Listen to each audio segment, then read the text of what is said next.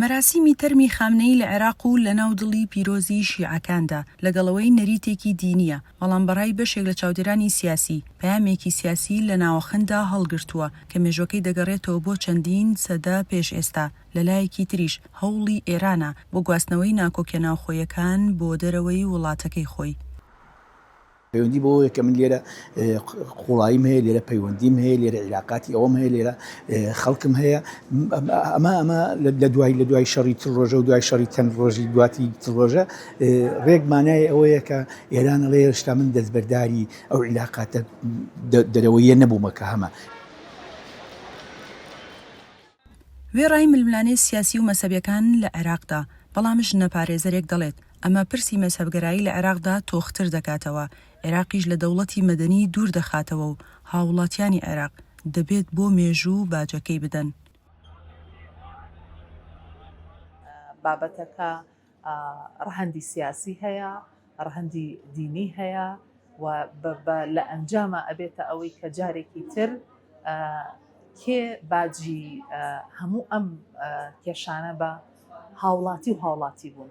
ئەوەی کە لە ڕابردووە ئیشی لەسەر کراوە کە عێراق بەرەو مەدەنیەت بڕوات چاوانەوە ئەمە جارێکی تر کێشەکانی قوڵ کردەوە. وێڕای نیگەرانی بەشێک لە چاودێرانی سیاسی کورد لەم دۆسەیە، بەڵام هەڵوێستەکانی سەرۆگۆزیرانی نوێ سەبارەت بە وردەکاری مەراسیمەکەی ڕابەری ڕۆحی ئێرانیەکان و بەشێک لە بڕیارەکانی ئەم دواییە بە گرنگ بۆ کاڵکردنەوەی هەژمونی ئێران لە ناوخۆی عێراق لێک دەدەنەوە.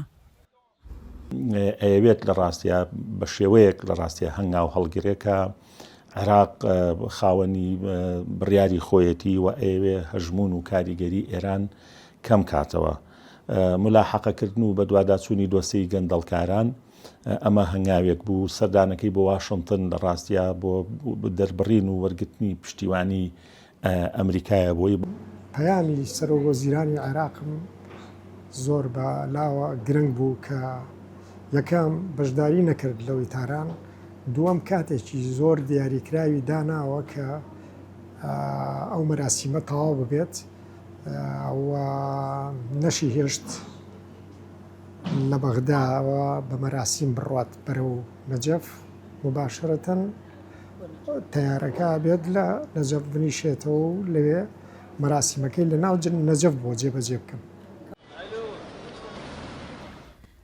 لە دوای ڕوخانی بەعسەوە ئێران لە ڕێگەی گروپە توندڕەوەکانی نزیک لە خۆیەوە هەژمون و کاریگەری خۆی بەسەر دۆخی سیاسی و ئەمنی و ئابووری عێراقەوە بەجێهێشتووە، بەڵام لە ماوەی دوومانگی کابینەکەی زەیدی هەنگاوەکان بۆ بەشێکی زۆر لە عێراقیەکان دڵخۆشکردن، بەو پێیان وایە بەشێک لە بڕیارەکان بۆ گەڕانەوەی سەروەریە بۆ خاکی عێراق. سنوور کەریم، دەنگی ئەمریکا.